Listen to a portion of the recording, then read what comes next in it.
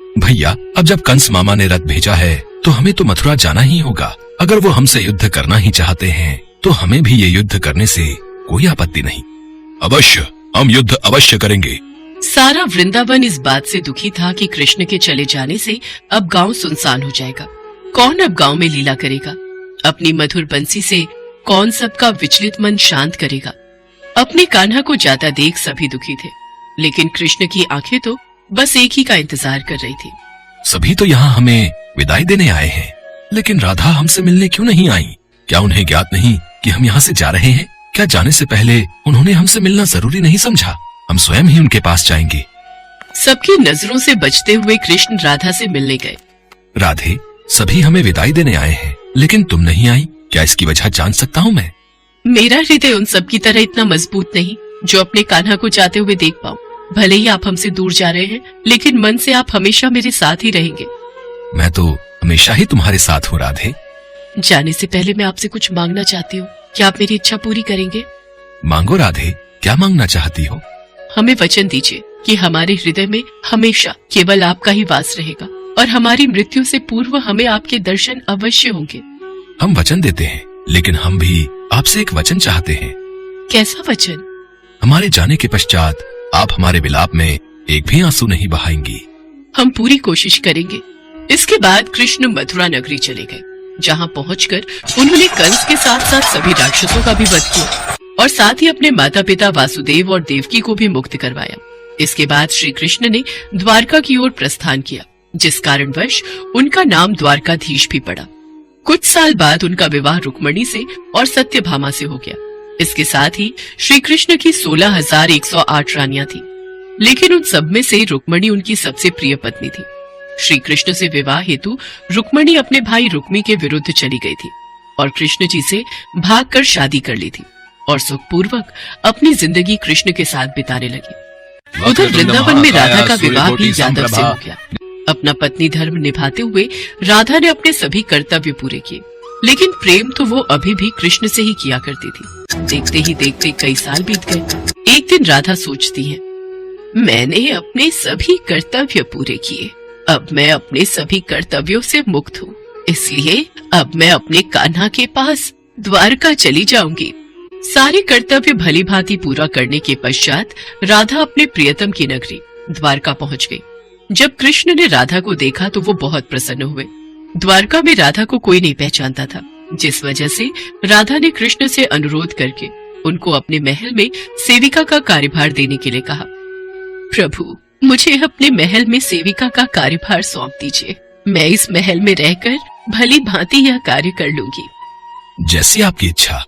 राधा महल में रहकर ही अपना कार्य सही तरीके से करने लगी और मौका मिलते ही कृष्ण को चुपके से देख लिया करती थी। एक दिन अपने महल में सो रहे कृष्ण रात को नींद में कहते हैं, राधे राधे श्री कृष्ण राधे, राधे राधे श्री कृष्ण राधे। उनके मुख से राधा का नाम सुनकर रुक्मणी को बहुत बुरा लगता है।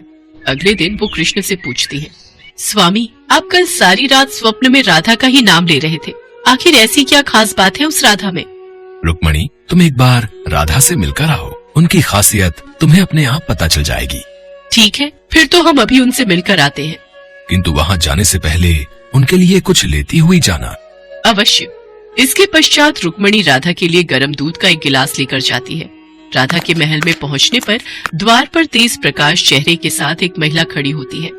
क्या तुम ही राधा हो? नहीं, मैं तो उनकी दासी हूँ। राधा तो 7 द्वार पार अपने कक्ष में आराम फरमा रही होंगी। इसके बाद रुक्मणी वो 7 द्वार पार कर राधा के कक्ष में पहुंच जाती है। अभी इन्हें सोने दीजिए महारानी। राधा कई रातों से श्री कृष्ण के नाम का जप कर रही है और इन्हें बड़ी मुश्किल से अब नींद आई है। श्री कृष्ण ने मुझे राधा से मिलने के लिए भेजा है। इतने में राधा उठकर बैठ जाती है और कहती है, कृष्ण ने मुझसे मिलने के लिए किसी को भेजा है? ये देख रुक्मणी हैरान रह जाती है। केवल श्री कृष्ण का नाम लेने भर से ही आप जाग गई? खैर, उन्होंने आपके लिए यह प्रसाद भेजा है। मेरे लिए प्रसाद? राधा बिना सोचे समझे ही वह गरम गरम दूध पी लेती है। रुक्मणी ये देखकर हैरान रह जाती है। फिर कुछ देर तक राधा से बात करने के बाद रुक्मणी वापस अपने महल में चली जाती है। रात के समय जब रुक्मणी कृष्ण जी के पैर दबा रही होती है तो वो देखती है कि उनके पैरों में छाले पड़े हुए हैं। जिसे देखकर वो हैरान रह जाती है और कृष्ण जी से पूछती है, स्वामी आपके पाँव में ये छाले कैसे? आप कहाँ पैदल गए थे जो आपके पाँव में छाले पड़ गए? आपने गलती से राधा जी को गर्म दूध पिलाया था, जिसे राधा एक ही बार में पी गई थी, जिससे उनके हृदय में छाले पड़ गए हैं और उनके हृदय में हमेशा मेरे चरण कमल विराजमान रहते हैं, जिस वजह से मेरे पाँवों में भी छाले पड़ गए हैं। आज मुझे समझ आया स्वामी कि प्रेम शरीर से नहीं हृदय से होता है, जो हमेशा राधा के हृदय में कृष्ण के चरण रूप में विराजमान रहता है। ऐसे ही कई महीने बीत जाते हैं। अब राधा कृष्ण के साथ पहले की तरह आध्यात्मिक जुड़ाव महसूस नहीं कर पा रही थी, जिससे परेशान होकर राधा सोचती है, कान्हा से मिलने के बाद मुझे वो पहले जैसे प्रेम का आभास क्यों नहीं हो रहा? मुझे वो प्रेम का आभास और जुड़ाव की कमी क्यों लग रही है?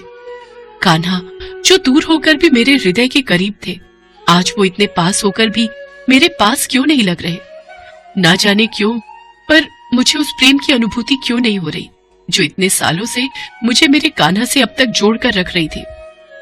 दिन रात इस दुविधा में रहने के बाद राधा ने द्वारका का वो महल छोड़ने का निश्चय किया और वहां से चली गई, और इसकी अनुभूति कृष्ण को भी हो गई और वो उसके पीछे पीछे जंगल की ओर चलती है। राधे, क्या हुआ राधे? मैं अब इस संसार का भाग नहीं बनना चाहती कान्हा। राधे, पर तुम्हारे बिना मैं क्या करूंगा? अब मैं आपके भीतर विलीन होना चाहती हूँ।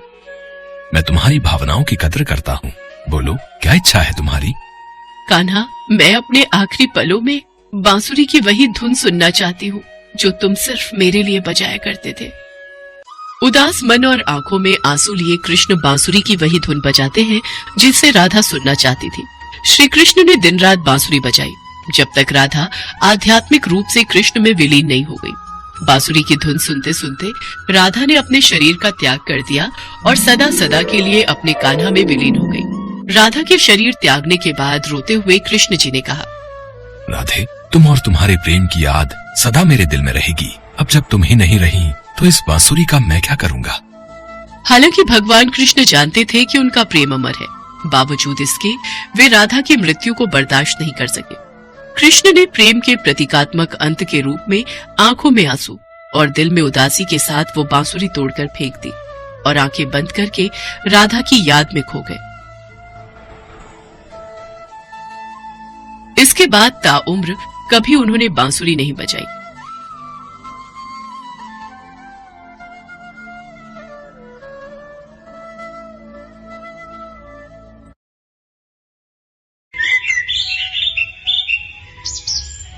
बहुत समय पहले की बात है। उत्तर प्रदेश के मथुरा जिले में राधा रानी के जन्म स्थान बरसाने में एक धनवान सेठ जी रहते थे। सेठ जी के 3 बेटे और 3 बहुएं थी। सेठानी जी का काफी समय पहले देहांत हो चुका था। सेठ जी के पास सुख समृद्धि और धन सब कुछ था, बस सेठ जी के पास एक चीज की कमी थी, उनकी कोई बेटी नहीं थी। एक बार सेठ जी के घर एक संत आए तो सेठ जी ने उन्हें अपना दुख बताया। महात्मा जी, मेरे पास सब कुछ है, बस एक बेटी की कमी है। जीवन में जिस भी चीज का अभाव हो उसका स्थान भगवान के भाव को दे देना चाहिए। बेटी नहीं है तो क्या हुआ, राधा रानी को अपनी बेटी मान लो। इतना कहकर संत ने सेठ जी को राधा रानी की एक तस्वीर दी। सेठ जी ने वो तस्वीर अपने कमरे में टांग ली। अब सेठ जी सोते जागते उस तस्वीर को निहारते, सुबह शाम उससे बातें करते, उन्हें भोग लगाने के बाद ही भोजन करते थे। ऐसे ही कई दिन बीत गए। सेठ जी के जीवन में बेटी का अभाव दूर हो गया था। एक दिन सेठ जी अपनी दुकान पर बैठे थे, तब घर में महिलाओं को चूड़ी पहनाने एक मणिहारिन आई। सेठ जी की तीनों बहुओं ने चूड़ी पहन ली और घर के भीतर चली गई। तभी मणिहारिन जैसे ही जाने लगी, एक छोटी सी बच्ची ने उसका हाथ पकड़ लिया। ओ मैया, लाओ मुझे भी चूड़ी पहनाओ, मैं तो रही गई। कितनी सुंदर और कितनी प्यारी बच्ची है। क्या नाम है तुम्हारा? मेरा नाम राधा है। लगता है सेठ जी के घर कोई मेहमान आए हैं, उन्हीं की बेटी है। इसे भी चूड़ी पहना देती हूँ। हाँ हाँ रुको बेटी, मैं तुम्हें रंग बिरंगी चूड़ियाँ पहना देती हूँ। उस लड़की को चूड़ी पहनाने के बाद मणिहारिन सेठ जी के पास चूड़ियों के दाम लेने पहुंची। सेठ जी, लाओ चूड़ियों के पैसे दो। अच्छा, पहना आई चूड़ियाँ, अभी देता हूँ। सेठ जी पैसे गिनकर मणिहारिन को देने लगे। सेठ जी, मुझे ज्यादा पैसे चाहिए, ये तो कम है। क्यों, चूड़ियों के दाम बढ़ा दिए हैं क्या? नहीं नहीं सेठ जी, दाम नहीं बढ़ाए हैं। हमेशा 3 को चूड़ी पहनाती हूँ, आज 4 को चूड़ी पहनाइए। मेरे घर में तो सिर्फ 3 बहुएं हैं, चौथा कौन आ गया? ये ले पकड़। जब घर में चूड़ी पहनने वाले 3 लोग हैं तो 3 के ही पैसे दूंगा।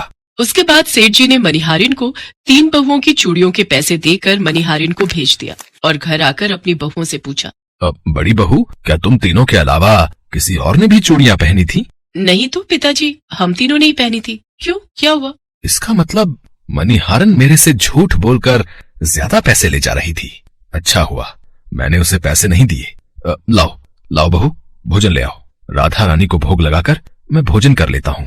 सेठ जी ने राधा रानी को भोजन का भोग लगाया और स्वयं भी भोजन खाकर राधा रानी का नाम जपते हुए सो गए। उस रात सेठ जी के सपने में राधा रानी आई। वे बहुत उदास थी, उनकी आंखें नम थी। बेटी, क्या हुआ? तुम क्यों उदास हो? पिताजी, आज मेरे घर चूड़ी पहनाने मनिहारिन आई थी। मैंने भी उससे चूड़ियां पहन ली। 3 बहुओं की चूड़ियों का मोल तो मनिहारिन को चुका दिया, परंतु अपनी बेटी को भूल गए। मैं भी तो उसी घर में रहती हूँ ना पिताजी। आप ही तो कहते हो मैं आपकी बेटी हूँ। राधा रानी की बातों को सुनकर सपने में ही सेठ जी की आंखों से आंसुओं की धारा बहने लगी। अगले दिन सुबह सुबह सेठ जी मनिहारिन के घर पहुंचे और बोले, मनिहारिन, तेरा भाग्य तो संत महात्माओं से भी बड़ा है। मैंने श्री राधा रानी को अपनी बेटी माना है, लेकिन अभी तक इन आंखों से उनके दर्शन नहीं हुए और तुझसे वो चूड़ी पहन गई। सेठ जी ने मनिहारिन के चरण पकड़ लिए। तुमने मेरी बेटी को चूड़ियां पहनाई है, जो मोल लेना है ले लो। सेठ जी की बातों को सुनकर मनिहारिन की आंखों से आंसू गिरने लगे। सचमुच वो मनिहारिन बहुत भाग्यशाली थी, जो उसे श्री राधा रानी को चूड़ी पहनाने का सौभाग्य प्राप्त हुआ।